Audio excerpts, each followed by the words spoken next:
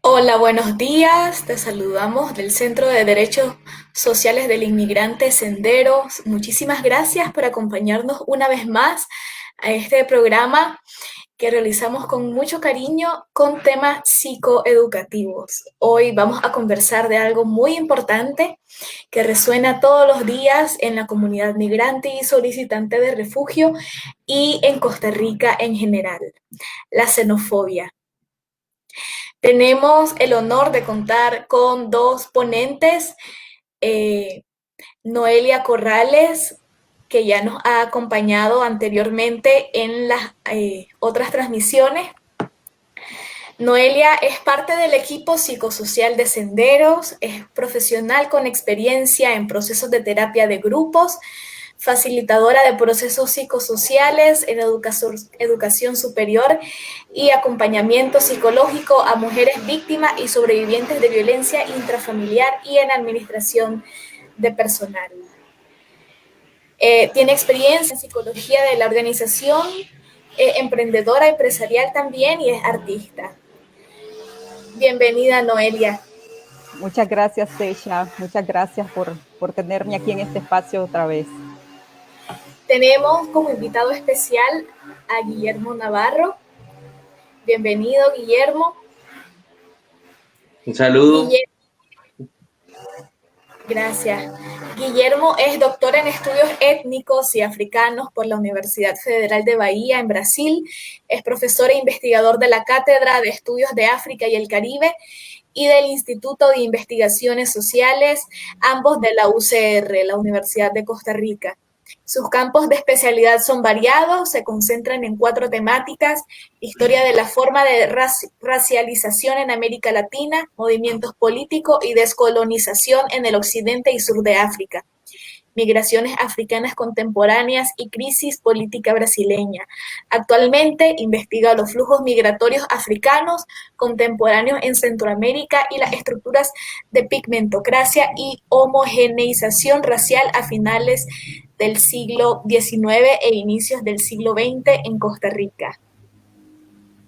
Un saludo, Sesha. Muchísimas gracias por la invitación. A Noelia también. Muy feliz de compartir este espacio con ustedes y con los que están asistiendo. Gracias a ustedes. Bueno, vamos a empezar sin más preámbulo. Esta primera pregunta está dirigida para vos, Guillermo. ¿Cuál es la diferencia entre xenofobia y racismo? Lo primero que hay que decir es que no son fenómenos excluyentes, aunque casi siempre se colocan en la opinión pública como si fueran excluyentes, como si uno fuera políticamente correcto y el otro no fuera políticamente. En realidad son fenómenos diferentes, pero la mayoría de las veces se presentan de forma complementaria. La xenofobia tiene que ver con un fenómeno más psicológico, ¿verdad? Puede sentirse desde la psicología social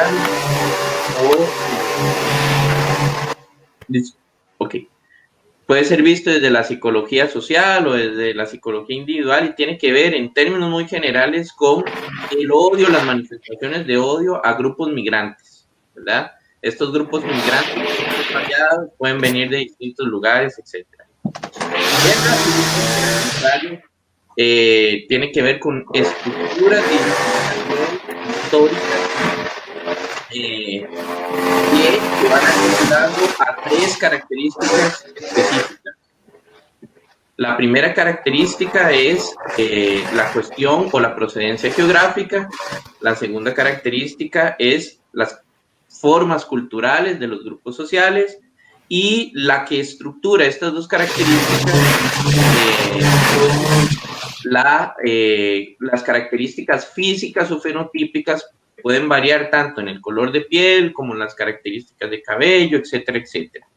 Esas 3 formas fueron históricamente formadas a partir de 2 procesos que son los procesos que forman nuestras sociedades en América Latina, en el Caribe, en el propio Europa, en el contexto africano, en términos generales en el contexto global, y son los procesos de colonización y también los procesos de tráfico de personas esclavizadas. Entonces, a partir de ese momento, se crean tipos fenotípicos sustentados en estereotipos y prejuicios que hacen que la sociedad en general se caracterice por la discriminación a grupos específicos en la historia, ¿verdad? En ese campo tenemos, por ejemplo, a las personas afrodescendientes, históricamente, han sufrido las prácticas de discriminación racial, ¿verdad? Indígenas también, etcétera, etcétera. Esto no elimina que a lo largo de la historia se vaya produciendo o se vayan objetivando como sujetas del racismo nuevas poblaciones, ¿verdad?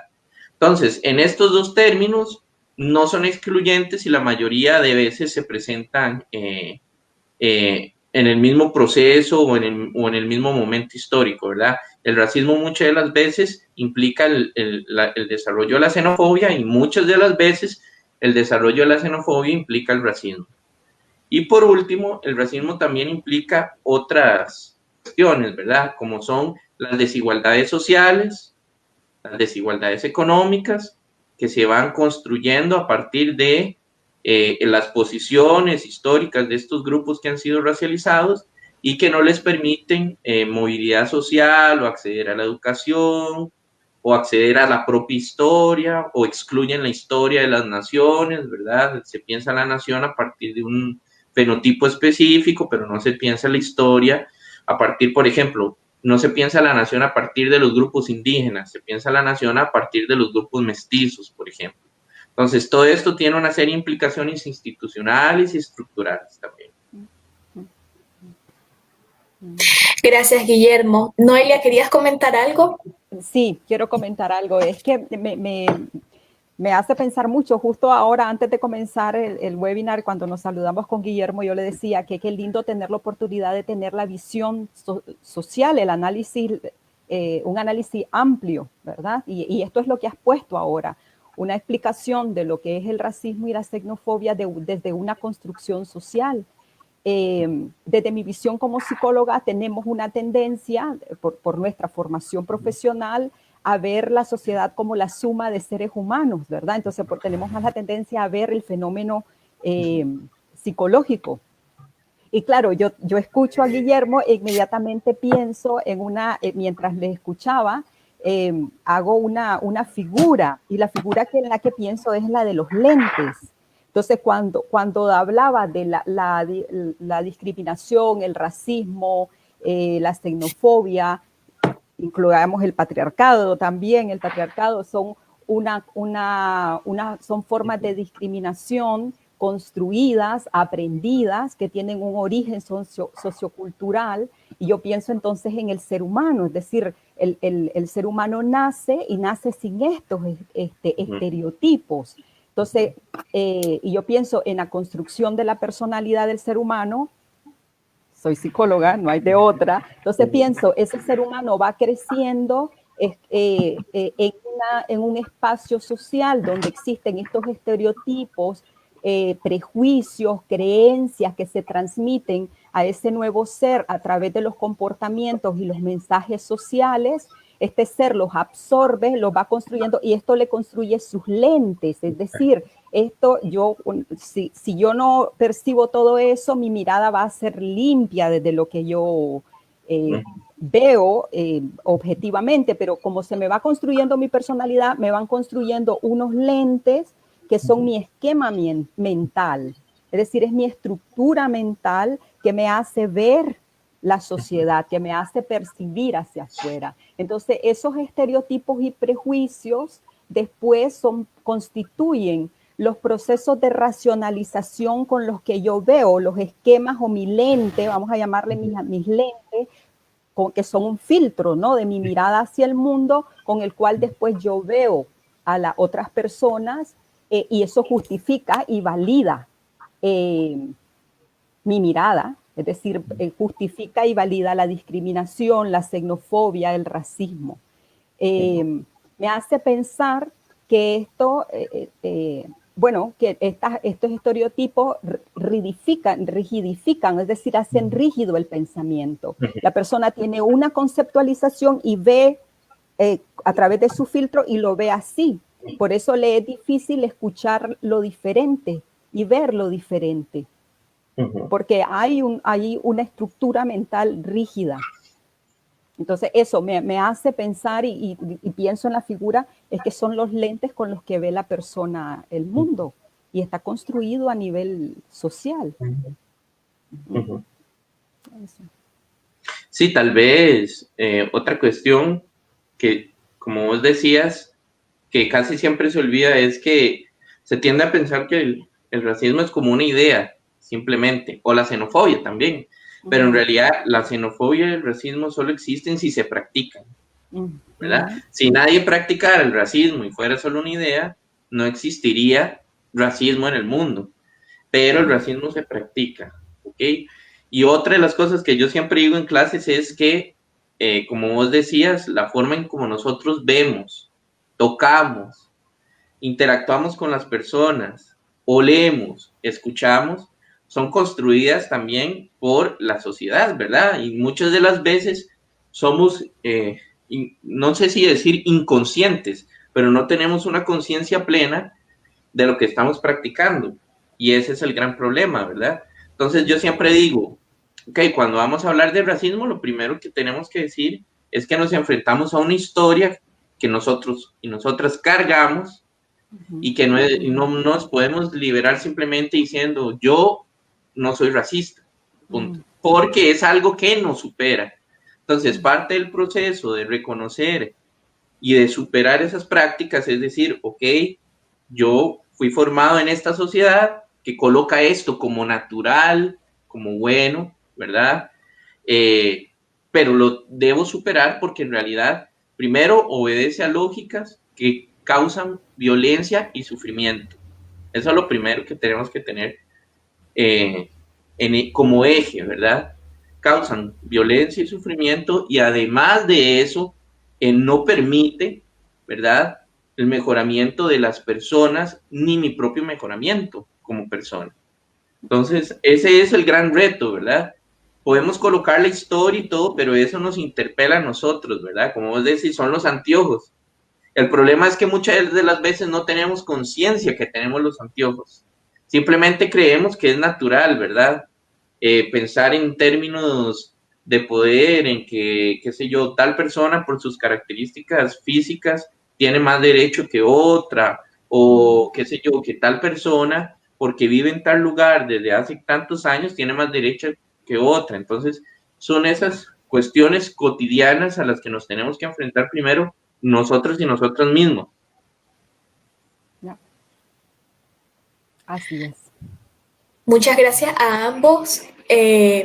Recuerden un recordatorio a todas las personas que están con nosotros aquí conectadas. Pueden hacer sus preguntas y se responderán al final de la transmisión. También dejarnos comentarios, lo que gusten. Noelia, hablando en cuanto a los lentes, ¿cuáles son las afectaciones psicológicas que provoca la xenofobia? Ok, estaríamos hablando de la persona que vive la xenofobia. Sí, Ya Guillermo mencionó algunas, o sea, es una situación que provoca dolor, mucha tristeza. Afecta la discriminación y todos estos fenómenos enfermos realmente de la sociedad, afectan diversas áreas de la vida. O sea, cosas que las vemos todos los días y que lo vivimos, que lo viven las personas migrantes, como por ejemplo las barreras sociales. Esta es una afectación directa, por ejemplo, el tema de no ser tan fácil conseguir trabajo, el tema de la exclusión social. Guillermo decía, hay una estructura ya de discriminación, hay una discriminación estructural. Por ejemplo, la exclusión social se ve en muchos ámbitos. Por ejemplo, el hecho de no tener muchas veces los papeles completamente legales, de no estar nacionalizado, te puede limitar a formar parte de un equipo deportivo. Los espacios políticos están completamente limitados y esto no es solo Costa Rica. Casi en todos los países del mundo, el hecho de que vos no seas de ese país no te permite involucrarte en los espacios políticos y es una lucha social. Actualmente es una lucha de muchos grupos, es ver cómo siendo inmigrante en este país, no me limita la posibilidad de aportar a la política, a la política y a la defensa de los derechos humanos. Hay otros factores como por ejemplo el abandono escolar. Quiero aquí hablar sobre la niñez. Los infantes y las infantes viven violencia y viven xenofobia en las escuelas. Y el niño o la niña no tiene los mecanismos psicológicos para procesar esta información y para tener mecanismos de protección hacia la discriminación. Entonces absorben toda la discriminación, la viven dentro de las escuelas y puede llegar hasta niveles de abandono escolar, de sufrimiento dentro de la escuela, y es una de las características del bullying. Entonces, por ejemplo, yo lo he visto a nivel personal. Tengo una hija que está en el colegio y en el grupo de WhatsApp del aula de clase muchas veces suben memes en los que se burlan de personas de otros países.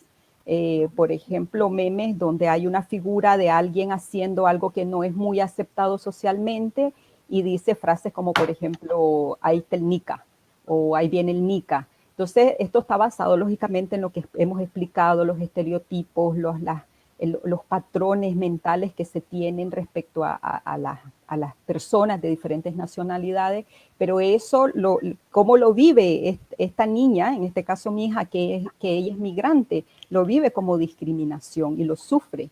Entonces, pueden llegar a niveles de hacer abandono escolar. La afectación va directamente a los derechos humanos, al derecho a vivir en paz, sin violencia. Hace limitaciones a las aspiraciones, por ejemplo, el hecho de no poder acceder a estudiar o a los sueños que tenemos de tener mejores puestos de trabajo, puede limitar las aspiraciones, puede comprometer nuestro desarrollo social y psicológico. Todo esto, entre otras cosas, trae consecuencias a nivel psicológico fuertes, como por ejemplo altos niveles de ansiedad, tristezas que pueden llegar a la depresión, sentimientos de soledad, puede hacer un detrimento muy fuerte en la autoestima, como generar autorrechazo, autoexclusión. Hay personas que optan por el aislamiento social, porque es tan fuerte salir a la calle y que el taxista te pregunte de dónde sos y que de dónde es tu acento. A veces preguntas que parecen insignificantes y que a veces vienen desde la curiosidad del pueblo. Para la persona que ha estado viviendo discriminación, lo está viendo desde su vivencia desde el rechazo, desde su vivencia, de la vivencia de estar siendo rechazado en esta cultura, en esta sociedad. Entonces la persona prefiere el aislamiento y el retraimiento social. La persona está mucho más vulnerable y puede causar graves daños, no solamente al autoconcepto, sino que la exposición continua a la discriminación puede llevar hasta el nivel de generar traumas. Una cosa con la que quiero ampliar es que esta vivencia de discriminación y de inseguridad que se vive siendo migrante puede transmitirse de generación en generación. Entonces, por ejemplo, aquí hay muchísimas personas en el círculo de amistades costarricense en el que yo me he desenvuelto acá en Costa Rica. Por lo menos un 50% de esas personas vienen de descendencia nicaragüense. Hablando con ellos y con ellas he podido entrar al tema de cómo han vivido la discriminación que vivieron sus padres, madres y abuelos, porque en este país hay olas generacionales de migración. O sea, estamos hablando, por ejemplo, conocí hace muy poco tiempo una mujer que me dijo, mi madre y mi padre inmigraron a Costa Rica de Nicaragua en la época en que se perseguía a los sandinistas, es decir, a los que seguían a Sandino. Estamos hablando de 1934, 36. Es decir, esa gente vino en esa época, estamos hablando de su papá y su mamá, se asentaron en Guanacaste, ella es hija de 2 nicaragüenses. Entonces tuve una conversación muy interesante con ella sobre cómo vivieron sus padres la discriminación y cómo le ha afectado a ella. Ella es consciente de los mecanismos que ha tenido que desarrollar, como por ejemplo, recuerda aún en su adolescencia, en su niñez y su adolescencia, que no decía que era hija de nicaragüense. Es decir, que puede ir a un nivel de afectación de la aceptación de sus raíces y de su identidad como un mecanismo de protección hacia la discriminación. Entonces, estas inseguridades las transmitimos de generación en generación. Si ella no es consciente, ella, aunque haya nacido en Costa Rica, puede transmitirlo generacionalmente a sus hijos e hijas que ya son nacidos, pues, son costarricenses, pero que hay una trascendencia y una herencia transgeneracional heredada. Para cerrar, a mí me gustaría, ya que entré a esta parte de los mecanismos mecanismos de defensa que tenemos los seres humanos para enfrentar situaciones difíciles en la vida, yo veo como que cada persona desarrolla su propio mecanismo de defensa, pero quiero irme a dos extremos. Uno es, en esa búsqueda de aceptación pueden haber comportamientos de mucha sumisión. Por ejemplo, la persona que siente la discriminación puede guardar mucho silencio, ocultarse, que tiene que ver con el aislamiento social, no decir cuáles son sus raíces. Cuando ya obtiene los papeles de Costa Rica, inmediatamente niega totalmente sus raíces y su origen. Hay una sumisión, hasta el nivel de sumisión yo lo he visto en mujeres que he estado acompañando psicológicamente que trabajan como empleadas domésticas en este país. Viven mucha violencia, mucha discriminación, ganan muchísimo menos que una mujer costarricense trabajando en el mismo puesto, pero ella guarda silencio, se vuelve completamente sumisa. Es como que la pérdida del territorio te quita el poder, es como que le ha quitado el poder. Ese es un extremo, ¿verdad? Pero después hay otro extremo, y es que la discriminación es una forma de violencia. Y puedo reaccionar como un mecanismo de protección o de poner límites a la violencia, también reaccionar con violencia. Entonces es como mecanismo de afrontamiento hacia la discriminación también se puede reaccionar de manera violenta.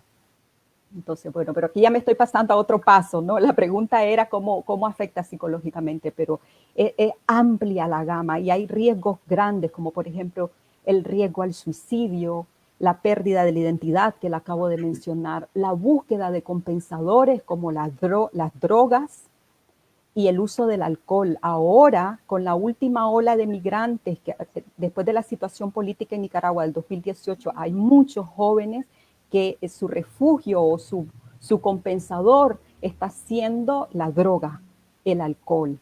Y hay otros factores, pero uno de los factores es la xenofobia.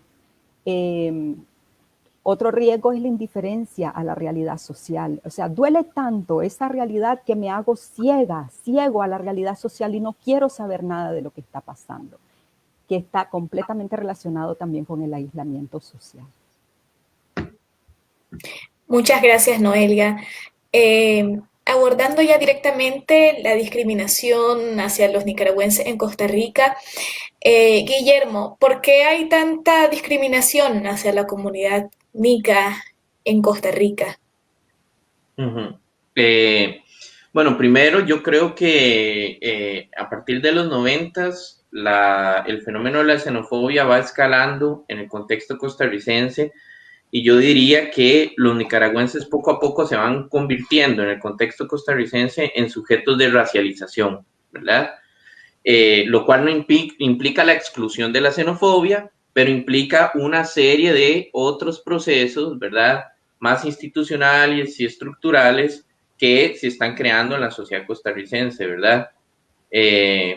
Como se planteaba, por ejemplo, la cuestión del ingreso, la diferencia del ingreso. Eso ya tiene que ver con una cuestión estructural y eso ya tiene que ver con racismo estructural, ¿verdad? El hecho de que las personas por su origen no tengan el derecho a las condiciones básicas de la vida material que ofrece un país o un Estado de Derecho, ¿verdad?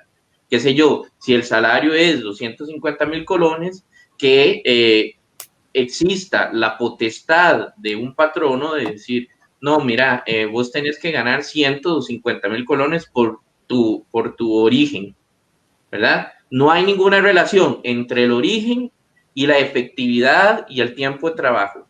Eso es una relación construida a partir de las prácticas de discriminación racial, ¿verdad? Y aquí podemos colocar muchos elementos históricos, por ejemplo. Costa Rica también ha sido excluyente en torno a muchas de sus poblaciones porque se construyó igual que el caso argentino a partir de una identidad desde el siglo XIX como blanca, ¿verdad?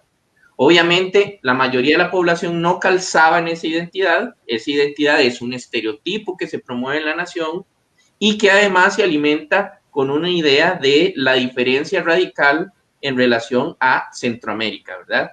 Las élites pretendían diferenciarnos de las poblaciones centroamericanas, principalmente identificadas con matrices indigenistas o mestizas. Entonces, muchas de las razones vienen precisamente de esos procesos históricos que son los que cimentan, ¿verdad? O crean esos anteojos con los cuales nosotros nos vemos relacionados, ¿verdad? Yo creo que la racialización pasa mucho también por las características fenotípicas que se construyen en estereotipos en el contexto costarricense, ¿verdad? Hay claramente en medios de comunicación, ¿verdad? En programas de radio, la reproducción de estereotipos sobre el o la nicaragüense, ¿verdad? Qué sé yo, forma de hablar, acentos específicos, temáticas, supuestas características psicológicas, y eso precisamente para mí poco a poco va formando una forma general de discriminación racial que implica la xenofobia, ¿verdad? Y yo creo que uno de los puntos más altos en ese momento fue la famosa marcha que se vivió aquí creo que fue en el 2018, en contra de la inmigración nicaragüense, ¿verdad? Ya que haya un movimiento político, ya que haya una marcha, eso ya nos está dando indicadores que no es simplemente la xenofobia, sino que ya se está creando, ¿verdad? Un movimiento político que reacciona de forma un poco más políticamente violenta y que está promoviendo la racialización, ¿verdad? De ciertos sectores de la población, como es la población nicaragüense, ¿verdad? Obviamente esto no obedece ni a la historia ni a las dinámicas sociales, ¿verdad? Que como se planteó ahora, la relación Costa Rica-Nicaragua es una relación histórica y de hecho históricamente provenimos de la misma matriz cultural, de la misma matriz de las instituciones políticas, con algunas diferencias en algún momento, pero no obedece obviamente a los estereotipos. Sin embargo, esos estereotipos están escalando, ¿verdad? Y marcados por una serie de elementos, ¿verdad? Qué sé yo, la misma situación política en Nicaragua promueve una idea del nicaragüense, etcétera, etcétera, ¿verdad? Las propias políticas que se están adoptando en los países, en fin. Pero yo creo que esa violencia ya se está convirtiendo, o esas prácticas de discriminación racial ya se están convirtiendo en elementos estructurales y hay que tener mucha vigilancia por la escalada en términos institucionales, ¿verdad? Lo vimos ahora en el contexto de la pandemia, ¿verdad? La fiscalización de las leyes laborales en ciertos espacios específicos, en donde la mayoría de la población trabajadora es nicaragüense, no se está dando, ¿verdad? No hay una fiscalización y eso en términos conceptuales se llama racismo institucional, ¿verdad? Porque no se fiscaliza a cierto grupo de la población cuando tenemos marcos internacionales que nos obligan y nos exigen y nos interpelan a no pensar a partir de nacionalidades, de características psicológicas, de características físicas, sino de condiciones humanas.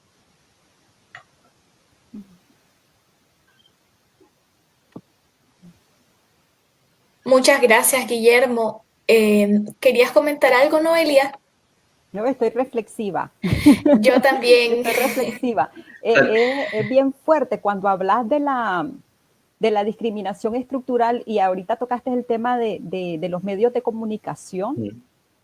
es que hay cosas tan sutiles que casi que cuesta ver, como por ejemplo, yo hasta hace poco, porque tengo como 4 o 5 meses de estarme metiendo a estudiar de lleno el tema xenofobia para entenderlo como fenómeno social y entenderlo como fenómeno psicológico, ir más allá de los efectos psicológicos.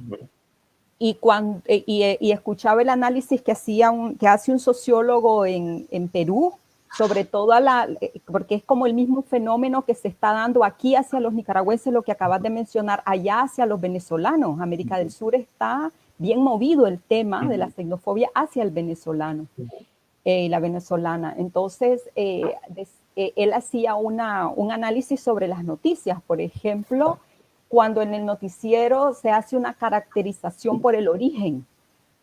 Entonces, por ejemplo, dice venezolano, o aquí podríamos decir nica, encarcelado por, etcétera, ¿verdad? Es lo mismo, el mismo análisis que hacemos sobre cuando se menciona la opción sexual. Entonces, por ejemplo, se dice homosexual condenado por tráfico de droga o lo que sea. O sea, la mayoría de los crímenes están hechos por heterosexuales. Jamás se dice en el periódico o en las noticias heterosexual condenado por tal y tal razón. Es decir, no se hace omisión de la opción sexual cuando se es heterosexual porque es la norma. Pero volviendo a lo de las nacionalidades, no se trata el hecho desde el acto delictivo, sino desde la nacionalidad. Yo eso nunca lo había analizado, pero eso cala profundamente, o sea, te llega al inconsciente del ser humano, es decir, todas las noticias, cómo se dan, cómo se transmiten, el vocabulario que se usa. Esa es una discriminación estructural de la que no somos tan conscientes porque es una expresión sutil y es bien peligroso todas estas expresiones sutiles de la xenofobia y la discriminación. Y entonces yo, después de haber escuchado a este sociólogo, cada vez que veo las noticias estoy más atenta, porque ¿qué entra a mi conciencia? Porque soy muy cuidadosa de mí misma, de mi propio ser, es decir, desde lo que como, qué entra a este cuerpo que amo, qué entra a esta mente que amo, cómo alimento los lentes con los que veo el mundo. Pero las noticias de todos los días me alimentan la xenofobia. Por ejemplo, cuando se leen los datos de la pandemia, es decir, del COVID, se leen los datos y uno de los periodistas pregunta al otro, ¿y de esos números cuántos son extranjeros? Exacto. ¿Cuántos extranjeros hay hospitalizados? O sea, la pregunta ya alimenta, el extranjero está consumiendo nuestro presupuesto nacional. O sea, hacia dónde va el cuestionamiento y la lectura objetiva de la noticia. Entonces, me mueve un montón, o sea, sí, ahora lo digo y se me paran los pelos, o sea, es lo que comemos todos los días. Sí, y otra cosa interesante es que siempre la xenofobia y el racismo entran en el marco de problemas sociales, ¿verdad? Precisamente para buscar salidas fáciles a problemas sociales complejos, ¿verdad? Qué sé yo, el problema de la salud que estamos viviendo, o sea, colocar en el centro de la reflexión la cuestión del extranjero en un mundo globalizado, en donde la pandemia se extendió precisamente por el viaje de personas en todo el mundo, no solo en el contexto costarricense, en todo el mundo, es una salida sin ningún sentido. O sea, no tiene un sentido. El único sentido es intentar buscar una explicación fácil, ¿verdad?, de los culpables a un problema que se está viviendo y que necesita mayor reflexión, ¿verdad? Y otra cuestión que creo interesante es que también en relación al o la nicaragüense, también se está articulando o se ha articulado en el discurso, vamos a decir, hegemónico costarricense, una relación entre fenotipia y nicaragüense, ¿verdad? Eso se presenta en todas las nacionalidades. Si yo les pregunto a cualquier persona cómo es un mexicano o una mexicana, va a tener un estereotipo, una imagen creada de cómo es físicamente, ¿verdad? Si yo les digo un estadounidense, un noruego, ¿verdad? un vietnamita, etcétera, siempre van a tener, obviamente, esos marcos que uno tiene referencia nunca tienen o nunca representan a la población, ¿verdad? Porque vivimos en mundos marcados por migraciones y porque nunca ha pertenecido a una nación un tipo de persona. Siempre son naciones diversas. Pero en Costa Rica esas características se están articulando a discursos de identificación, ¿verdad? Y a discursos o prácticas de creación de prejuicios también, ¿verdad? Y eso se nota, por ejemplo, en la famosa frase cotidiana que se utiliza de, vos sos nicaragüense, es que no pareces. Me explico, ¿por qué? Porque hay una cuestión de cómo es él o la nicaragüense que pasa sobre todas las particularidades regionales, sobre todas las migraciones históricas que ha vivido el país, sobre las propias relaciones genealógicas que Noelia colocó aquí, ¿verdad? De mi bisabuelo vino, etcétera, etcétera. ¿Por qué? Porque siempre hay una tendencia a pensar un tipo de fenotipia con un tipo de nacionalidad. Ese no es el problema es cuando esa representación implica ya formas de exclusión, ¿verdad? Vos sos moreno, entonces, sin preguntar para la otra persona, vos sos nicaragüense, entonces no podés entrar, ¿verdad? Al servicio de salud, etcétera, etcétera. Gracias, Guillermo y Noelia. ¿Cuáles son estas actitudes xenofóbicas, Noelia? ¿Y qué es la xenofobia interiorizada? Yo creo que ahora justamente estábamos hablando sobre las actitudes xenofóbicas. Yo creo que las hemos mencionado bastante. Yo creo que hemos mencionado desde las más obvias, ¿verdad? Como discriminar hacia el acceso o limitar el acceso a los empleos, la diferencia salarial, las expresiones, dichos populares que van dirigidos hacia lo que se considera qué cosa es ser un nica o un extranjero de cualquier país del mundo.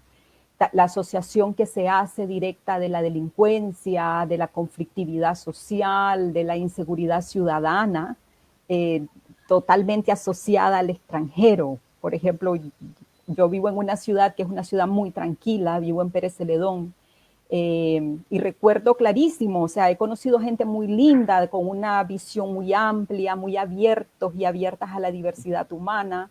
Sin embargo, estas mismas personas muchas veces dicen pequeñas cosas que son muy sutiles, como por ejemplo, antes era más segura la ciudad, lo que pasa es que ahora viene a vivir mucha gente de afuera. Entonces, eso es la explicación de que ahora ya no haya tanta seguridad en la ciudad. O sea, es una frase que se puede leer de diferentes maneras, pero que conlleva un alto grado de discriminación hacia lo diferente, hacia lo que viene de afuera. Y también cosas muy sutiles, como frases, chistes que se hacen hacia las personas de otros países, lo que mencionaba Guillermo de la forma de hablar, etcétera. Voy a aprovechar más el tiempo entonces para hablar sobre la xenofobia interiorizada, que es un concepto que no es muy común. Yo lo utilizo porque trabajo el tema de la interiorización de estos fenómenos sociales que no son sanos a nivel psíquico, como puede ser, bueno, existe la homofobia, el miedo a la homosexualidad, pero también está interiorizada aún en el mismo homosexual, porque ha sido construido socialmente en una sociedad homofóbica. Con la xenofobia hemos crecido, tanto los ticos, ticas como los y las nicaragüenses, en sociedades que tienen elementos de discriminación, aprendemos estereotipos, la fenotipia también la aprendemos. En Nicaragua vemos una persona rubia y puede ser que sea un europeo y le decimos gringo, gringa, sin saber cómo le duele muchísimo, porque es el estereotipo marcado junto con el prejuicio de lo que significa ser gringo en el mundo. Entonces, a una persona con una conciencia crítica hacia Estados Unidos que le digas gringo, le duele. y nosotros no nos damos cuenta de eso. Entonces, la xenofobia interiorizada la voy a describir en dos vías. Una es cómo puedo interiorizar la xenofobia hacia mi propio país, hacia mi propia cultura y mis propias raíces. Si yo, de hecho, en Nicaragua como cultura tenemos una autoestima bastante afectada. Y a nivel sociológico se dice, ¿no? Hay una autoestima social como país bastante dañada y tiene que ver con la historia de guerra, la historia de dolor, la discriminación desde afuera, y que lo llevamos dentro, la vamos cargando como parte de nuestra construcción social. Estando acá, se vive tanta discriminación por ser nicaragüense que también puede haber en algún momento mecanismos de protección autorrechazando tu identidad. Y yo lo he vivido y lo ha vivido mucha gente con la que he hablado directamente. Cuán difícil es responder soy nica, porque sabes lo que viene después. O, por ejemplo, en mi caso, se me responde, pero no pareces nica. Y tiene que ver con que el estereotipo del nicaragüense no entra, por ejemplo, una mujer profesional o una mujer que anda en un auto, por ejemplo. Entonces hay, o el color de piel, por ejemplo, mi hija es muy rubia y constantemente le dicen, no pareces nicaragüense, vos no sos nicaragüense. Entonces, estas reacciones sociales, esto que se vive cada día, lo interiorizamos también. Entonces se interioriza la xenofobia. Este es en una vía hacia tu propia identidad, hacia tus propias raíces. Pero también la xenofobia está interiorizada como nicaragüense hacia los costarricenses. Ya Guillermo hablaba de la construcción histórica social como país. Es decir, nuestros países han estado en conflicto territorial durante décadas, desde hace siglos, mejor dicho. Entonces, que pelearse por espacios territorio, uno de los últimos y que nos marcó mucho fue lo del el río San Juan. Y yo recuerdo las campañas dentro de Nicaragua. El río San Juan es nuestro con plus de lucha xenofóbica contra los costarricenses. Y eso lo hemos mamado en el sentido textual de la palabra, porque lo absorbemos de nuestra tierra madre. O sea, y forma parte de mi construcción social, como veo yo al tico, a la tica, estando en Nicaragua. Se habla muy mal del nicaragüense estando en Nicaragua. Entonces, eso yo vengo para acá y me lo traigo conmigo. Entonces, parte de la xenofobia también es una interiorización y es bien inconsciente. ¿Cómo sale? Cada persona nos tenemos que observar cómo sale y decía Guillermo, la xenofobia no es solo una idea, existe por las actitudes y las conductas. Entonces también tenemos conductas discriminadoras, como por ejemplo reírnos de la R, cómo pronuncian la R los ticos. Sí, es un motivo de risa. También de la diferencia culinaria. Nos jactamos los nicaragüenses de tener comida muy sabrosa, tiene muchos sabores muy fuertes, y venimos acá y comparamos con la comida. Es diferente nada más. Solamente la culinaria está marcada por las costumbres tradicionales y solamente son diferentes, pero no es uno más rico que el otro, pero eso está marcado desde mi esquema mental de que lo pillo es lo mejor, y eso es xenofobia. Entonces, ser consciente de que la xenofobia también está dentro de mí, es uno de los primeros mecanismos de transformación social, pero para ello necesito tomar conciencia. Cómo está la xenofobia interiorizada hacia mi propio país, hacia mi propia cultura, hacia mi propia raíz, y cómo tengo interiorizada la xenofobia hacia Costa Rica en este caso.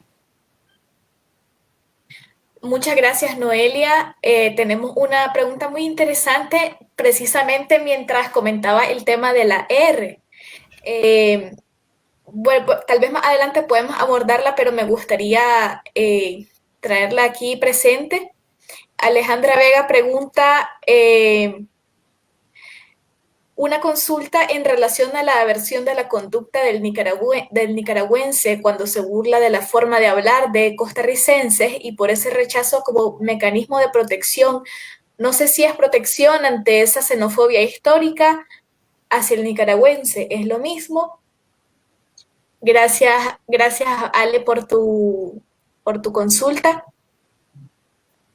Sí, no sé si querías comentar algo, Noelia, o... Sí, lo mencioné hace poco, o sea, cuando yo vivo un tipo de rechazo, vamos a llamarle rechazo a la discriminación y a la xenofobia, cuando yo vivo un tipo de rechazo como ser humano, a mí se me está calando, se me está lacerando ese sentimiento y la necesidad de pertenencia. Yo necesito pertenecer al espacio social donde vivo. Cuando yo migro, inmediatamente yo sé que estoy pasando una frontera construida socialmente, además, porque la tierra no tiene fronteras, pero está en nuestra conciencia. Yo soy consciente que estoy pasando la frontera y ahora estoy en un lugar que no es mi territorio. Y desde ahí comienza, se comienza a lacerar mi identidad y mi necesidad profunda de pertenecer. Y ahí comienza a tambalear, tambalea todo.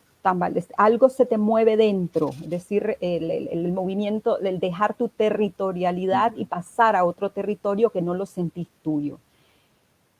Eso sumado a vivir actitudes y conductas que te discriminan, vas a reaccionar de una manera. Entonces puede haber, yo decía, puede haber estas conductas de sumisión total, y puede haber también la contrarreacción, es decir, hacia ese tipo de discriminación que es violencia, yo puedo reaccionar de manera violenta. Y una de burlarse, como los chistes que hacemos hacia las personas negras y nos reímos, yo me he reído de chistes. Después me ha tocado a verme hacia adentro para ver ahora si cuando cuentan un chiste que discrimina a la raza negra, si yo me río y qué me provoca dentro de mí. Es bien interesante escuchar y reaccionar con la risa, o escuchás y ves hacia adentro de qué me río. Entonces, también, bueno, Alejandra mencionaba sobre cómo nos burlamos con el tema de la R. Es una forma también de reaccionar hacia la discriminación, pero también es xenofobia interiorizada. Si no sé, Sí, Guillermo, si quieres ampliar algo. Tal vez también hay que colocar que, bueno, cuando existe xenofobia y racismo tiene que ver con posiciones de poder, ¿verdad? No es lo mismo un nicaragüense en el contexto costarricense, en donde parte de una posición de no gozar de todos los derechos, de la ciudadanía, del reconocimiento, ¿verdad? Por lo tanto, va a ser sujeto a xenofobia y racismo, ¿verdad? Porque no tiene forma, no tiene poder, ¿verdad? Para transformar esas condiciones, es sujeto a. Lo mismo sería en el contexto nicaragüense, cualquier persona extranjera o cualquier persona racializada que no tuviera las condiciones de poder del o la nicaragüense que ostenta la ciudadanía, la historia, el poder, el reconocimiento social, que da mucho poder, como decía Noelia. La xenofobia, como decía, los efectos psicológicos aíslan. Y eso es uno de los elementos más destructivos de cualquier individuo, ¿verdad? No poderse reconocer, no poder compartir sus sufrimientos con algún grupo, con alguna persona que lo acompañe, eso es terrible, ¿verdad? Y eso lo que coloca es que no está en una posición de poder, no tiene el poder para reaccionar.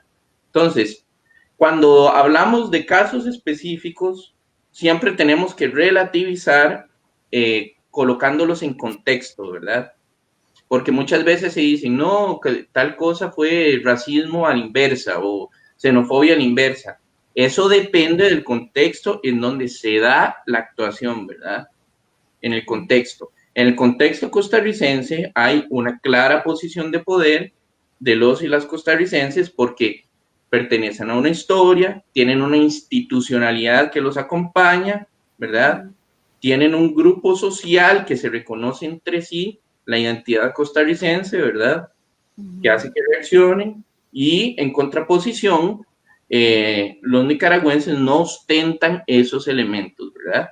Y como plantea Noelia, la mayoría de las veces sufren todos estos procesos psicológicos y sociales de aislamiento, exclusión, que les va quitando aún más poder, ¿verdad? Entonces, en ese contexto particular hay ejercicio de la xenofobia y se puede entender, dependiendo del caso, ejercicio de una cierta práctica racializante, ¿verdad?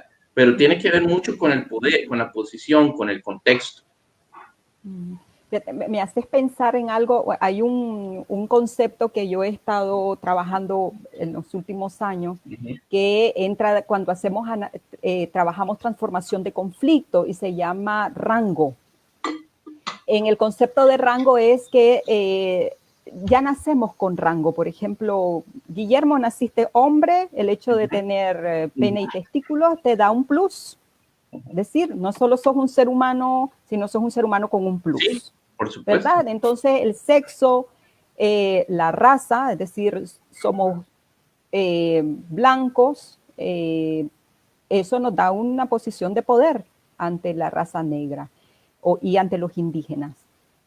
Entonces, el reconocer cuando hablamos de todos estos aspectos, ¿no? Por ejemplo, de la xenofobia, es muy diferente.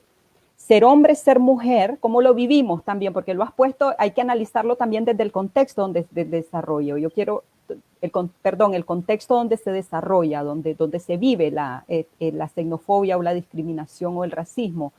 Yo quiero poner este término que te da los poderes que tenemos, ¿no? Porque no es lo mismo ser mujer que ser hombre, no es lo mismo ser blanca que ser indígena o ser negra, no es lo mismo migrar sin dinero que migrar con dinero. Exacto. No es lo mismo tener nivel de primaria, secundaria que ser universitaria o ser profesional.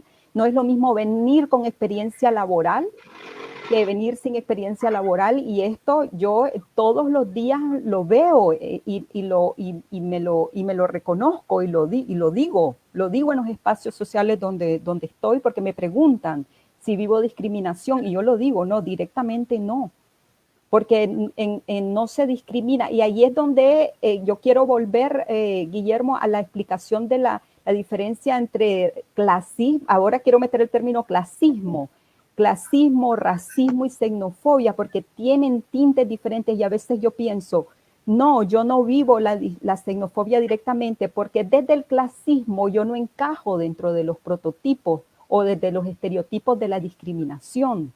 Entonces, no soy pobre, no soy negra, no, bueno, soy mujer, pero soy profesional, soy mujer bastante empoderada, entonces todo eso hace como un límite a la persona, entonces no lo hace directamente, sí existe, sí, porque hay que ser realista, sí existe, y lo he vivido a nivel estructural, como por ejemplo cuando he ido al INSS o he ido al banco a querer hacer una transacción, por ejemplo, no puedo porque soy nicaragüense, o simplemente porque no soy tica, pues porque también puede ser un europeo, pero hay una estructura que sí me hace tomar conciencia, sí, aquí llegó mi límite, hasta aquí puedo llegar.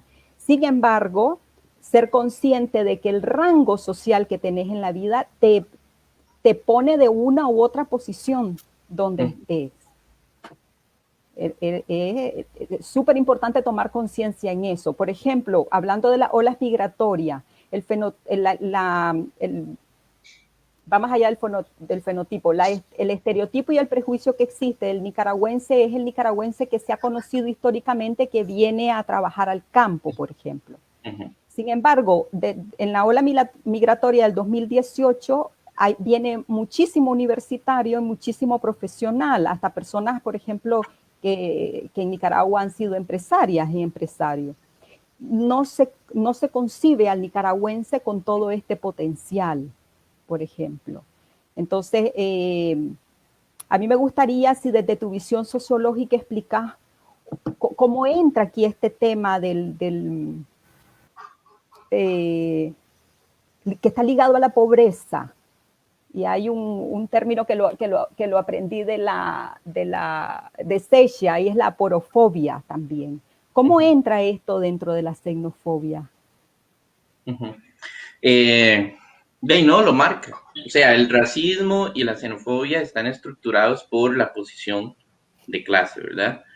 En tanto que vemos en sociedades que colocan esos elementos, la posición de clase, como uno de los elementos que da acceso, ¿verdad? Qué sé yo, lo vemos en la propia pandemia. Los aeropuertos están cerrados, sin embargo hay viajes, ¿verdad? ¿De quiénes hay viajes? ¿Verdad? De los Elimina europeos. elimina el límite. ¿Me explico? Esto es solo un ejemplo. Eso implica también el trato, ¿verdad? Como vos decías, como seres individuales estamos entrecruzados por un montón de historias, elementos que cargamos en la espalda, ¿verdad? En el contexto costarricense particularmente, podemos decir, y no solo en el costarricense, en el contexto global también la raza, ¿verdad? O la creencia en la racialización de grupos específicos que parte a partir de fenotipos, crea también jerarquías, ¿verdad? Jerarquías de tratamiento para esas personas, ¿ok? En esto tengo que ampliar un poco. La raza como concepto no existe biológicamente, ¿verdad? Que quede claro a todos los que nos escuchan y las que nos escuchan. Desde 1950 no existen grupos biológicamente separados entre sí. Eso está falso, ¿ok? Lo que existen son identidades y principalmente identidades asignadas por relaciones de poder, ¿verdad? Ok, en el marco, por ejemplo, de la lucha por trabajo, ¿verdad? En un marco en donde hay desempleo, en donde no hay acceso tanto para costarricenses como para nicaragüenses y en donde hay diferencias de ingreso, ¿qué es lo que se utiliza? Se utiliza a la racialización o la creencia en la racialización para crear conflictos, ¿verdad? Y la forma de identificar es una de los mecanismos básicos que tenemos los seres humanos, es ver, ¿verdad? Nosotros somos entrenados para ver. Entonces, por ejemplo, en una piñera, ¿verdad? En donde hay una presión muy fuerte por un salario menor para los trabajadores de parte de los patronos, ¿verdad? Se contratan población nicaragüense, precisamente por sus condiciones sociales, ¿verdad? Que les permiten, de cierta forma, violar leyes laborales en todos estos elementos. Y este grupo poblacional es visto por aquellos trabajadores excluidos como un grupo racializado, ¿verdad? Entonces empiezan a buscar las razones a partir de las características físicas, ¿ok? ¿Por qué? Porque se empiezan a inventar una serie de elementos en relación a, qué sé yo, la inteligencia, el trabajo, ¿verdad? La capacidad de trabajo, etcétera, etcétera. Este es un sistema que tiene siglos y que se inventó precisamente con el tráfico de personas esclavizadas. ¿Okay? Entonces, ahí, en ese pequeño laboratorio que hemos expuesto, ¿verdad? En el del trabajo muy básico, lo que tenemos precisamente es una mayor práctica de la xenofobia, una práctica más marcada del racismo, precisamente ¿por qué? Porque hay una situación de clase de por medio, ¿verdad? Cuando yo no puedo acceder a los elementos que la ciudadanía me ha prometido, salud, trabajo, vivienda, yo encuentro la explicación en que yo fui excluido por los otros, ¿verdad? La explicación que se produjo históricamente en el país es que esos otros son los nicaragüenses y las nicaragüenses que tienen ciertas características físicas, que en el espacio específico nicaragüense también forman parte de la base de las jerarquías históricas, ¿verdad? En el contexto nicaragüense, el mestizaje, aquellos que tienen rasgos más indígenas o rasgos más afrodescendientes, se colocan más abajo en la jerarquía, y eso no obedece a una cuestión psicológica, eso obedece a que la historia produjo que esos grupos se establecieran en ciertas clases sociales, ¿verdad? Por políticas, por el conflicto armado, como colocó Noelia, o sea, por un montón de elementos históricos, esos grupos son los que se encuentran en las jerarquías más bajas, ¿verdad? Y, esa tendencia que se creó a lo largo de la historia nicaragüense también se transfiere al imaginario costarricense, ¿verdad? ¿Por qué? Porque las olas migratorias que provienen de Nicaragua son aquellos a los que no tenían, como dijo Noelia, educación, acceso al trabajo, o sea, no tenían acceso a la ciudadanía nicaragüense, aunque lo tenían en el papel, no tenían acceso a los elementos básicos para formar una vida social, democrática, con acceso a la educación, ¿verdad? Entonces, a partir de ese imaginario del conflicto armado y de los 90, el imaginario que se crea sobre el nicaragüense tiene esas características físicas. Y se piensa a partir de esos trabajos específicos. ¿Ok? Ahora, tendremos que ver cómo estas nuevas olas migratorias que Noelia colocaba, cómo van a ir transformando ese ideario, ¿verdad?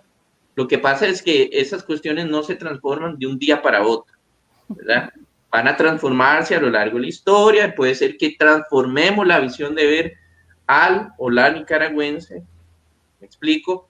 Pero por el momento el imaginario y el conflicto de clases se expresa precisamente en esas olas de trabajo, vamos a decir, agrario, ¿verdad? Principalmente agrario, qué sé yo, el trabajo doméstico, en donde esas jerarquías se van reproduciendo, ¿verdad? Se van reproduciendo. Y eso también tiene que ver con los efectos, por un lado, los efectos de la xenofobia, porque sufren el efecto de encontrarse en un espacio institucional que no les da respuesta, ¿verdad? Están aislados, por ejemplo, yo soy una empleada doméstica y no me pagan, ¿a quién recurro? No puedo recurrir porque como se planteaba y no tengo papeles, no puedo recurrir, ¿verdad? Además de la xenofobia, tengo que sufrir esa jerarquía que arrastro de mi vida, ¿verdad? Qué sé yo, en el contexto nicaragüense, por una cuestión de mi color de piel, de dónde nací, de también, o sea, de múltiples elementos, en qué ciudad nací, a qué región pertenezco, ¿verdad? Con qué me identifico, cuál es mi genealogía, arrastro con eso y en el contexto costarricense se va profundizando cada vez más. ¿Por qué? Porque se transfiere tanto la jerarquía en el contexto nicaragüense con las nuevas jerarquías que se van formando, ¿verdad? Qué sé yo, en el ideario, como esas olas migratorias trabajan en el trabajo doméstico, comienza a creerse que el nicaragüense o la nicaragüense es buena para el trabajo doméstico y punto. Pero son como círculos viciosos. ¿Por qué? Porque si no se paga, si no se tiene acceso a las instituciones, si no se paga un salario digno, entonces no se puede estudiar, no se puede acceder a la universidad, no se puede regresar a Nicaragua con una cierta posición social. Entonces se va reproduciendo como círculos viciosos. Y eso es parte de los grandes problemas que hay, ¿verdad? Los efectos psicológicos y sociales de esos grupos profundamente marcados, ¿verdad? Que obviamente tienen tendencia a otros problemas sociales, ¿verdad? El problema es cuando colocamos que esos problemas sociales tienen que ver con algo natural del sujeto, ¿verdad? Y olvidamos todos estos elementos que estamos discutiendo, el círculo vicioso, las jerarquías de clase y jerarquías étnico-raciales en Nicaragua, en Costa Rica, etcétera, etcétera. Entonces, más o menos yo creo que esos elementos van reproduciendo precisamente otros efectos, ¿verdad? Como la aporofobia, ¿verdad? Que se expresa muy interesantemente cuando hay movilidad social. Entre mayor movilidad social hay de esos grupos, más aporofobia se empieza a dar, ¿verdad? También se profundizan las formas de xenofobia y se profundizan las formas de racialización. ¿Ok? Entre más movilidad social, si el nicaragüense obtuvo el trabajo por sus características, porque está formado, porque logró estudiar, porque su mamá trabajó mucho y le dio educación, el racismo va a ser una de las formas en donde se va a explicar la movilidad social de esa persona, ¿verdad? No es que ahora todos se lo están dando a los nicaragüenses. Esa es una expresión xenofóbica y racista en relación a los nicaragüenses, ¿verdad? Se explica por la cuestión de la nacionalidad, de la etnia, de la cultura, etcétera, etcétera. No se explica por el haberse rompido el círculo vicioso. No sé si Noelia quiere plantear No, algo. está bien. Ha sido súper linda, súper rica tu explicación. Me queda un eco en mi sentir, y es donde voy con mi historia, país. Eso. Muchas gracias, Guillermo. Estamos acercándonos al final de la transmisión. Le recordamos a las personas que están con nosotros que pueden hacer sus preguntas y que en breve se las vamos a contestar. Noelia, ¿qué mecanismos psicológicos se recomiendan para afrontar la xenofobia?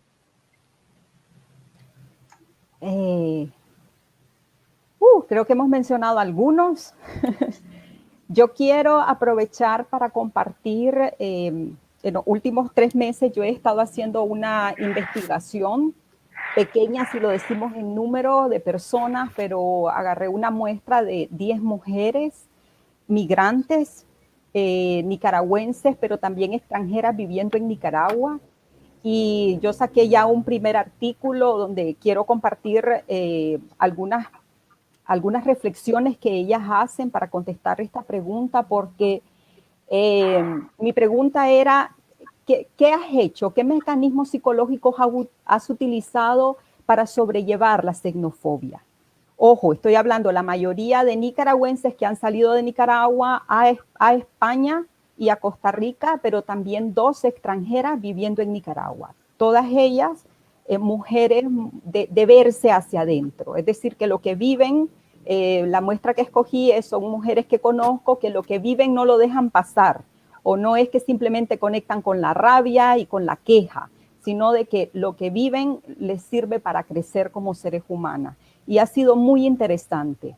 He investigado también, he hecho así como un proceso de investigación en libros, investigaciones psicológicas, para ver si regalan información sobre qué mecanismos utilizar para sanear, ¿no? Todas las afectaciones psicológicas que provoca la xenofobia, y sí he encontrado, pero más dirigidas a trabajar los síntomas de ansiedad, cómo trabajar la depresión, pero que siguen siendo las mismas técnicas de cómo se trabajaría la depresión en general dentro de la psicología, en dependencia de la corriente terapéutica, el tema de la autoestima, pero a mí me interesaba saber qué hace la persona, que no es precisamente que va donde un terapeuta y aplique estas técnicas, sino qué hace un ser humano para poder enfrentar la xenofobia al día a día.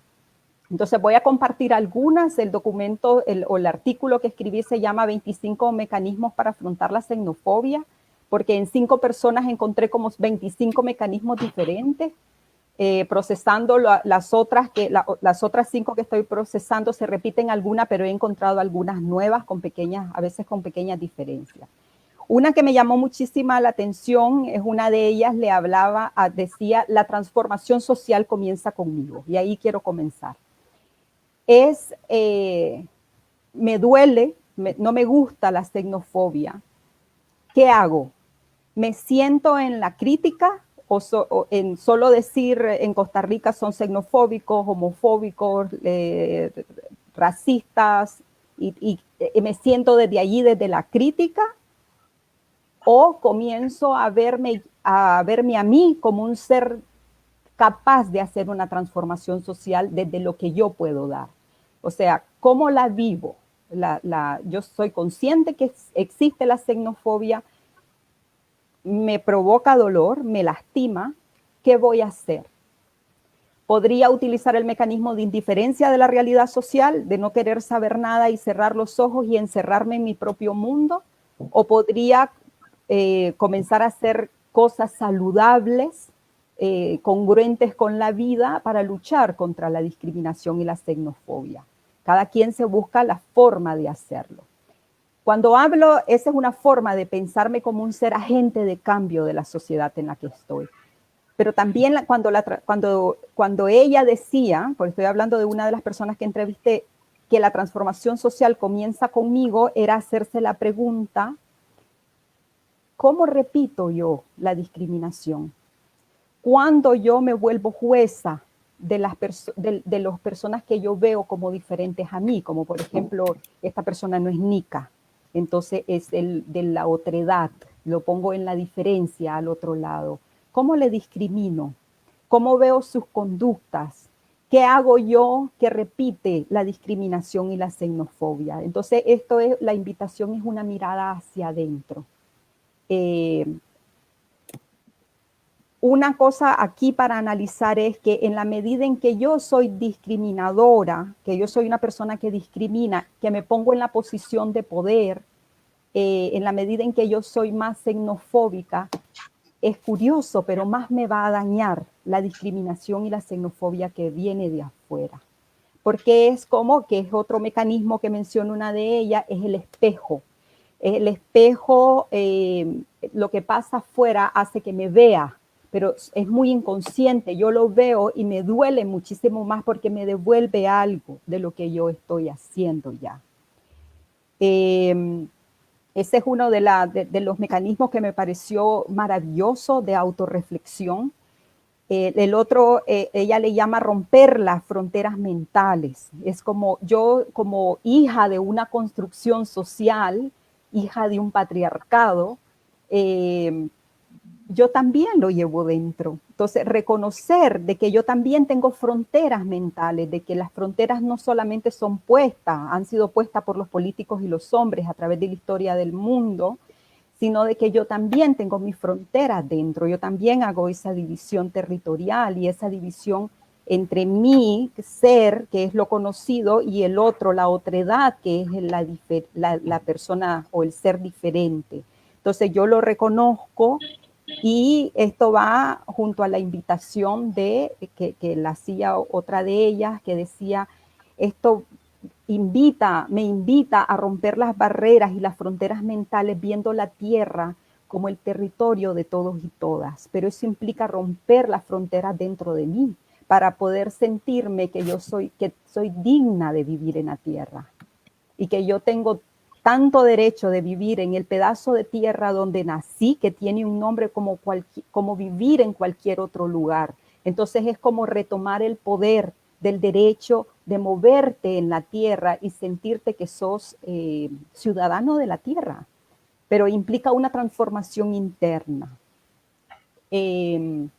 Otro elemento que me llamó muchísimo la atención, que mencionaron dos de ellas, es retomar la fuerza de nuestros ancestros y nuestras ancestras. Todos y todas en la historia de nuestra familia tenemos historia de ancestras y ancestros migrantes. Entonces, cuando no retomamos ese derecho a la migración, nos sentimos culpables. Sentimos culpa de dejar el territorio porque es parte de la construcción social, tener lealtad al territorio donde naciste. Entonces, si te vas del territorio, sentís culpa. Esa culpabilidad para mí tiene muchísimo que ver con el patriarcado, y es que ¿qué es lo tuyo? ¿Qué es la patria? ¿Qué es el patriotismo? Creo que vamos a entrar allí porque me gustaría, Guillermo, que hablemos de eso antes de cerrar. ¿Qué es el patriotismo? ¿Cómo el patriotismo puede coartarme la libertad de migrar? Estoy hablando del derecho a poder migrar y no sentir culpa, ¿verdad? Entonces, que es una cosa que los migrantes nos tenemos que trabajar. Siento culpa al haber salido, voy en contra de mi lealtad del patriotismo. ¿Cómo me siento cuando estoy ante una bandera de Costa Rica? Entonces, esto es una mirada hacia adentro, hacia mi propia estructura mental, hacia los propios lentes que llevo cargando inconscientemente todos los días. Y rescatar, y vuelvo a hacer una mirada a mi historia personal. ¿Quiénes han migrado en mi vida? Si nosotros nos vamos hacia atrás, yo soy Corrales, los Corrales vienen del País Vasco en España. Es así, vinieron de Honduras, vinieron a Costa Rica y después se fueron a Nicaragua. Es bien curioso el tema de la migración. Todos y todas somos migrantes ancestrales. Alimentar la espiritualidad es otro mecanismo psicológico, es decir, fortalecer la sanación energética, conexión con la tierra, reconocer que donde estoy, también estoy en la madre tierra, es decir, conectar con la espiritualidad de la manera en que lo viva cada persona. Es otro de los mecanismos que mencionaron ellas. Quiero mencionar unos dos más. Hay uno que me llamó muchísimo la atención, que en psicología le llamamos como el espejo. Hay una de ellas que le llama la técnica del velcro. Ella dice, cuando yo salgo a la calle y una persona me pregunta, ¿de dónde sos? ¿De dónde es tu acento? Porque ella está ubicada en una zona norte de España. Dice de que siempre le mueve mucho esta pregunta. Yo sé que a los nicaragüenses nos mueve cada vez que nos preguntan, ¿y de usted de dónde es? ¿Es nica? Esta curiosidad de la gente, estas preguntas, me mueven dentro. Entonces, ser consciente de mis velcros. El velcro es aquella pieza, ¿no?, que ponemos en la ropa que se pega. Entonces, si hay algo desde afuera que viene y solo llega a mí, se va, no es algo que se me pega. Pero algo que viene desde afuera y se une a mí como un velcro, provocándome un movimiento interno, algo que me duele, que me incomoda, entonces busco la mira, en vez de criticar hacia afuera y utilizar un mecanismo de defensa, que puede ser violento o puede ser de sumisión, mejor busco un mecanismo de autoconocimiento y me veo hacia adentro y me pregunto, ¿cuáles son mis inseguridades? ¿Cuáles son mis miedos? ¿Por qué me duele? ¿Qué hace que me encuentre con gente que me hace que me refleje esto? ¿Qué tengo que trabajarme? ¿Qué me está enseñando esto? ¿Qué me dice de mí misma? Y repito la pregunta, ¿por qué me duele? Y cuando haces esa mirada profunda hacia adentro, hay un momento que podés encontrar mucho dolor.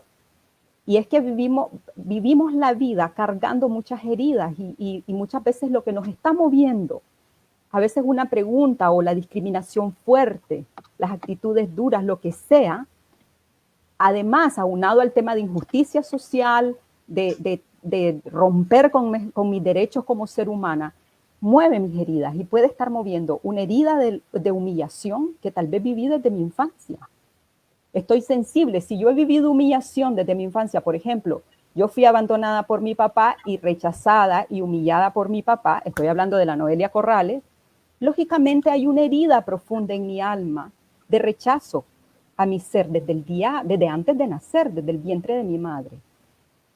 Entonces, ojo, Noelia, porque si eso que viene desde afuera te duele tanto, es muy probable que está tocando la herida que todavía está tierna y todavía está abierta. Hay heridas del abandono también, o sea, nuestra cultura, Costa Rica también, está marcada por el abandono paterno. Entonces, muchos hijos e hijas que hemos vivido abandono, tenemos la herida abierta del abandono. Cuando yo llego a una nueva tierra, yo espero que me reciba con amor, pero no me está recibiendo con amor, no me acoge con amor, tampoco me acogió mi padre con amor. Ojo, estas situaciones de afuera pueden ser un espejo, un velcro que se pegue en mi alma y me despierta mi dolor. ¿Qué me corresponde como ser humana? Si yo quiero ser consciente, si yo quiero tener los pies bien puestos sobre la tierra, es ver hacia adentro y reconocer por qué me duele. ¿Por qué me jode tanto que me pregunten si soy nica? Hasta el día de poder, solo esa mirada hacia adentro, va a hacer posible que yo sane y que yo pueda un día con orgullo, con paz, más que orgullo, es con paz interna, decir, soy de Nicaragua. Gracias por preguntar. ¿Verdad? Entonces es una invitación. La invitación es a verme, a sentirme y a ser consciente de que la transformación comienza en mí. Ya me puse emotiva, es que esto me toca profundamente. Yo también. Gracias, Noelia. Recordé ahorita que conversaban sobre ver tu propia historia de migración en tus ancestros, en tus abuelos y en tus padres. Yo vengo de una familia de migrantes también que emigró por peligro y violencia política, ¿no? Hace ya 40 años. Y recuerdo una canción de Jorge Drexler, relativamente nueva, que tiene una frase que a mí nunca voy a olvidarla, que dice, somos una especie en viaje, no tenemos pertenencias, sino equipaje. Y hay otra frase de esa misma canción que dice, yo no soy de aquí, pero tú tampoco. Me parece muy nutritivo tener presente eso. No soy de aquí, ni vos tampoco. Y no se trata de una disputa de terrenos, sino de que estamos gracias a las migraciones. Me gustaría cerrar con esta última pregunta y también relacionándolo con una pregunta ahí escondida entre los comentarios en cuanto al nacionalismo y la relación que hacía Noelia con este concepto y la culpa de salir de tu país en relación al tema del patriarcado. ¿Qué conexión existe entre la xenofobia y el patriarcado? ¿Es el nacionalismo una de las causas de la xenofobia? Preguntaba alguien por ahí.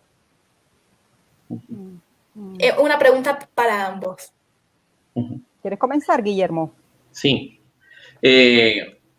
Por supuesto que siempre que hay nacionalismo va a haber xenofobia, ¿verdad? El nacionalismo se basa en la lógica de la exclusión, ¿ok? No hay que pensar el nacionalismo a partir de... Una cosa es la responsabilidad, el reconocimiento de la historia de la nación, ¿verdad? Que implica el reconocimiento de los problemas de la nación también, y el amor a la nación, el amor al conjunto, a la comunidad que comparte con uno, al mejoramiento de esa comunidad. Y otra cosa es el nacionalismo, que se basa principalmente en ideas prefabricadas con objetivos específicos, ¿verdad? Entonces, en esto hay que tener mucho cuidado, porque es una tendencia en las sociedades occidentales principalmente a colocar el nacionalismo como un objetivo principal en los procesos históricos, ¿verdad? La pregunta que vos decías, la relación entre el nacionalismo y el patriarcado, es obvia, ¿ok? Basta con ver los discursos de los grandes nacionalistas en la historia global, ¿verdad? Siempre el nacionalismo está basado en una relación de poder, ¿verdad? Y una relación de propiedad. Poder y propiedad son característicos del desarrollo del patriarcado a lo largo de la historia, ¿ok? Otra cuestión que marca profundamente el nacionalismo, la centralización en un hombre, ¿ok? Esos son los tres grandes elementos que cargamos en la espalda en todos los procesos sociales y los procesos de cambio social, ¿verdad? Y que en este momento se están transformando por una serie de movimientos sociales, principalmente los movimientos de las mujeres, que están transformando esta lógica, ¿verdad? Esta dinámica, ¿verdad? Como plantea, bueno, yo, si no lo conozco, la gente que está escuchando y no conoce, yo los invito a leer el trabajo de Rita Segato, ¿verdad? Que es una socióloga, feminista, en fin, argentina, brasileña, ¿verdad? Y Segato nos dice que uno de los grandes problemas de los procesos de cambio social en las culturas latinoamericanas es que van amarradas precisamente a estos tres elementos: poder, propiedad y una figura patriarcal, ¿verdad? Y cuando hablo patriarcal nos referimos a la figura, ¿verdad? Que tiene el objetivo de transferir el poder, decidir sobre otras personas, ¿verdad? Direccionar la violencia particular. Entonces, esos elementos son centrales a tomar en cuenta. Hay una relación extremadamente profunda y parte de la superación de del nacionalismo y de las prácticas de violencia es precisamente, como decía Noelia, la superación de las prácticas patriarcales. Como decíamos, no se puede pensar una cuestión sin la otra, así como relacionábamos clase, xenofobia, discriminación racial, ¿verdad? No se puede pensar subsanar la discriminación racial sin subsanar los problemas sociales, ¿verdad? Si a los y las nicaragüenses no les damos acceso a la salud, si no les damos acceso a la educación, si no procuramos los derechos básicos, no vamos a subsanar el problema de la racialización y la xenofobia, ¿verdad? Lo mismo pasa en estos grandes constructos que son las lógicas patriarcales y el nacionalismo. Entonces, yo creo que hay que tener muy claro algunos elementos, ¿verdad? Una cosa es el deseo de mejoramiento de la comunidad, el trabajo por la comunidad, identificarse por una historia, ¿verdad? Que siempre tenemos que colocar como una historia en permanente revisión, ¿verdad? Nunca la historia es un dogma, principalmente. La historia relacionada a nuestras naciones, como yo coloqué aquí, la historia costarricense se desarrolló a partir de un ideal de una persona blanca. Y yo, en la primera parte, la critiqué profundamente. Eso no elimina el hecho de que yo tenga como objetivo el mejoramiento de las relaciones sociales dentro de esta sociedad. Y ahí es donde vemos el nacionalismo. Desde una perspectiva nacionalista yo diría, no, es que ellos son nosotros y nosotros somos nosotros, valga la redundancia, y punto, ¿verdad? Pero la superación del nacionalismo nos conduce a decir, estos problemas los tenemos en nuestra sociedad, ¿ok? Y una de las formas de subsanar este problema es los procesos de inclusión. Mientras no haya inclusión y respeto a la humanidad de las personas migrantes nicaragüenses en el contexto costarricense, no podremos solucionar ni la xenofobia, no podremos solucionar ni las prácticas de discriminación racial y mucho menos las prácticas, las formas de desigualdad social y de crisis económica en Costa Rica. ¿Okay? Todos esos elementos van interconectados. ¿Okay? Entonces, una cosa es identificarse con la nación, con el Estado, que implica transformarlo permanentemente, ¿verdad? La nación y el Estado son procesos en los que tenemos que ir transformando a lo largo de la historia, ¿ok? No son procesos dados, ¿verdad? La nación nicaragüense no es dada y punto, así es y ya se acabó. Es un proceso histórico en el que todos tenemos que ir construyendo poco a poco, creándola más democrática, más inclusiva, con mayor acceso a la educación, y lo mismo es el contexto costarricense, ¿ok? Entonces, el problema no es identificarse con la nación, el problema es que el nacionalismo conduce a creer a la nación como un dogma y como una lógica exclusión-inclusión, ¿verdad? Yo formo parte de esto, nací en este contexto, tengo los derechos y los otros no. Entonces, en ese punto, ahí es donde encontramos las cuestiones que coloqué al inicio: propiedad, poder, ¿verdad? Figuras específicas con poder centralizado, las que obedecen precisamente a las prácticas específicas de la centralización patriarcal y de las prácticas de poder patriarcal, porque al final ese es el punto en común: ejercicio de poder. Y lo que nos tenemos que preguntar es quién ejerce el poder, como decía Noelia, ¿verdad? ¿Quién ejerce el poder? ¿Quién tiene el rango, como decías, ¿verdad? ¿Quién ostenta el rango? ¿Okay? Cuando uno pregunta quién ostenta el rango, ¿quién es la nacionalidad? O sea, ¿quién es el nacionalismo? El nacionalismo somos todos, somos los indígenas, somos aquellos que nacimos en ciertas regiones, ¿verdad? ¿O solo son un tipo? La mayoría de veces, históricamente, el nacionalismo se identifica a un tipo y excluye a otros. Y ahí es donde entran las dinámicas de violencia.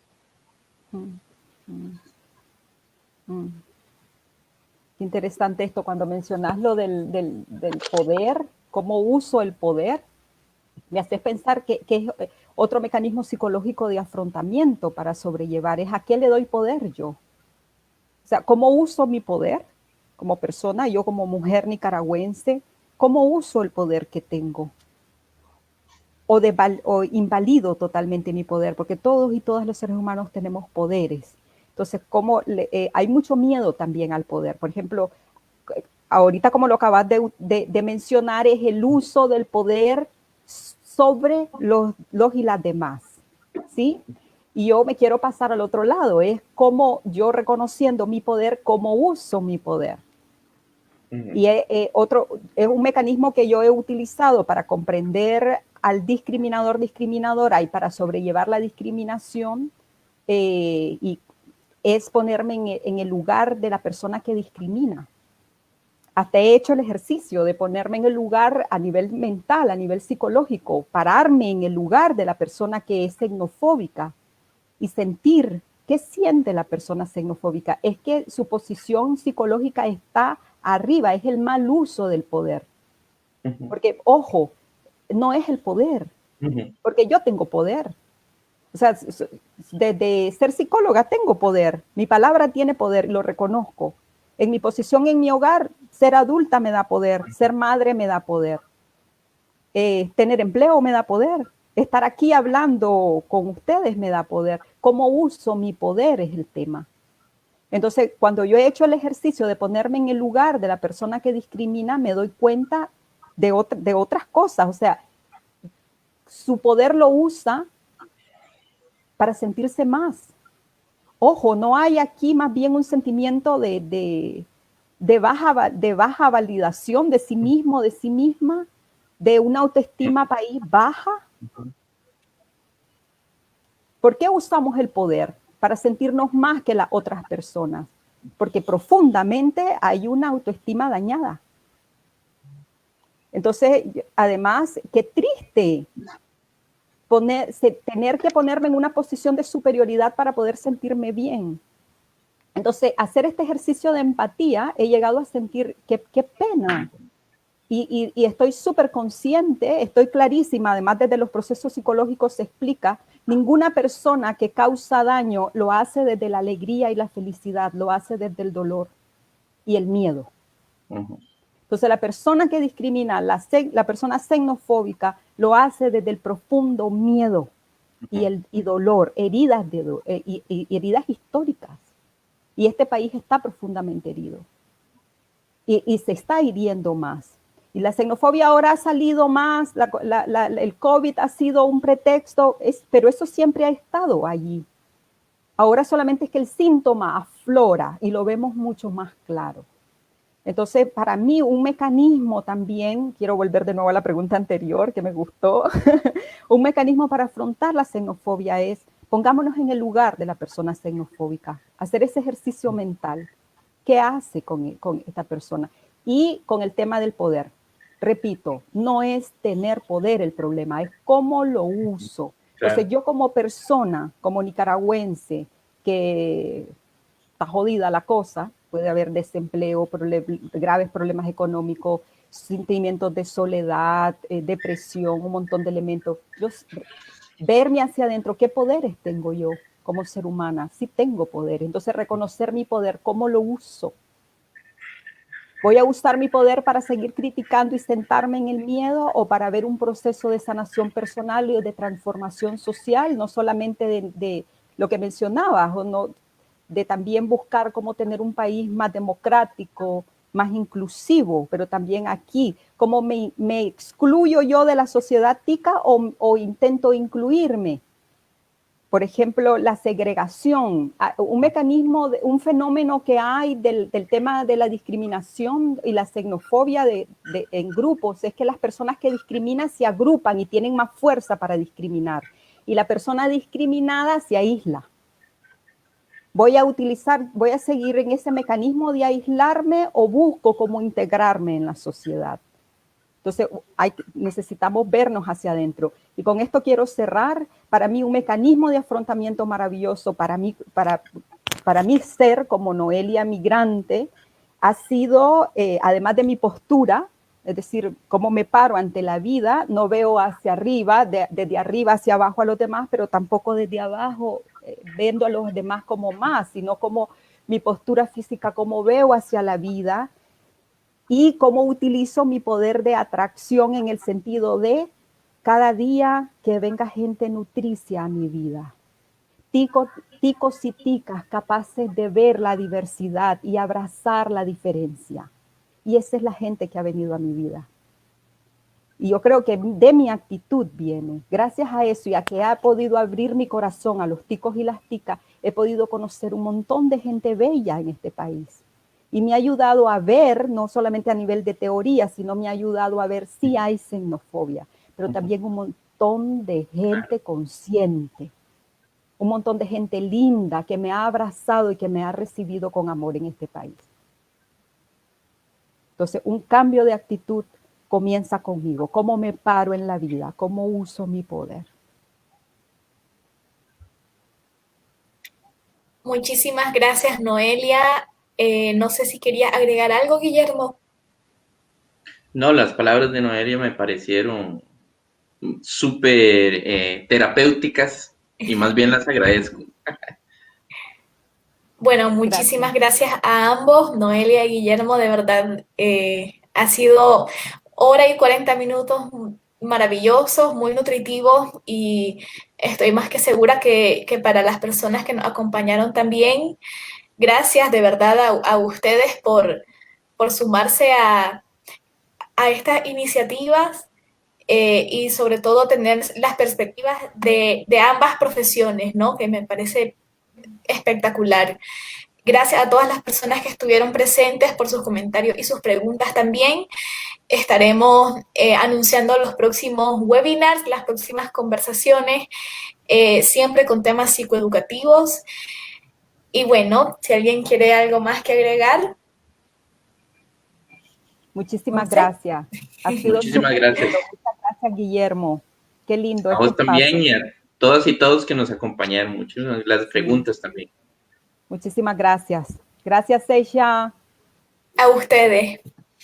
A ustedes. Nos vemos en las próximas. Hasta la próxima. Hasta la próxima.